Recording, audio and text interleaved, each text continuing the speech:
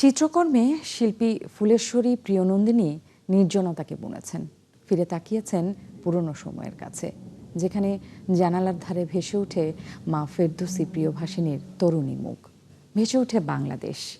আর এই সব কিছুর মিশেলে তার চতুর্থ একক চিত্র প্রদর্শনী জনান্তিকে শেষ হলো রাজধানীর গ্যালারি দ্য ইলিউশনসে।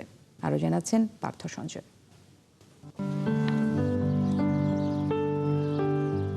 এ যেন পরম্পরা, দায় দহন কিংবা শৈশবের ফেলে আসা আনন্দ এক নিমেষে ধরা দিয়েছে দ্য ইলিউশনসের গ্যালারিতে।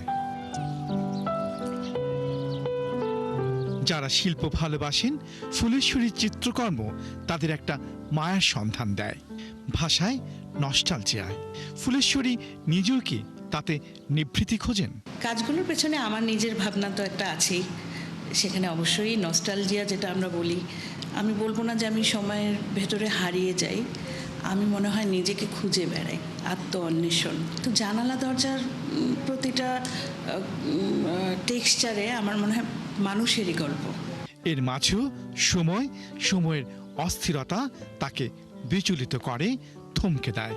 তাই শিল্পের শিরোনাম হয়ে ওঠে সূর্যতামসী।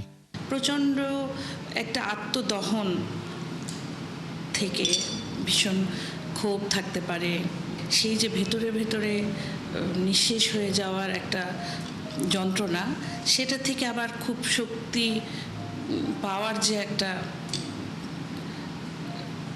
অনুভব, সেই কাজটা আমার মনে হয় যে আমি সূর্যতামসী নামটা রেখেছি।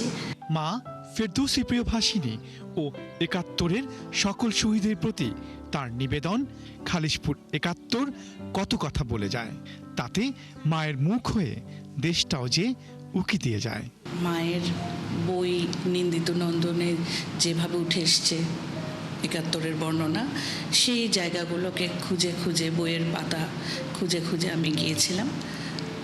তো অনেক কিছু সেখানে আমি পেয়েছি। এবং ওই যে আমি আগেও আপনাকে হয়তো বলেছি যে একটা থমকে থাকা ৭১, সেই জায়গায় পৌঁছে কিছুক্ষণ সময় কাটানো, এটা খুব সহজ ছিল না। কেউ বলছেন জনান্তিকে শিরোনামে এই প্রদর্শনী সহজ, সাধারণ কিংবা পুরনো ঘ্রাণে মেশা এক শিল্পকর্মের প্রদর্শনী।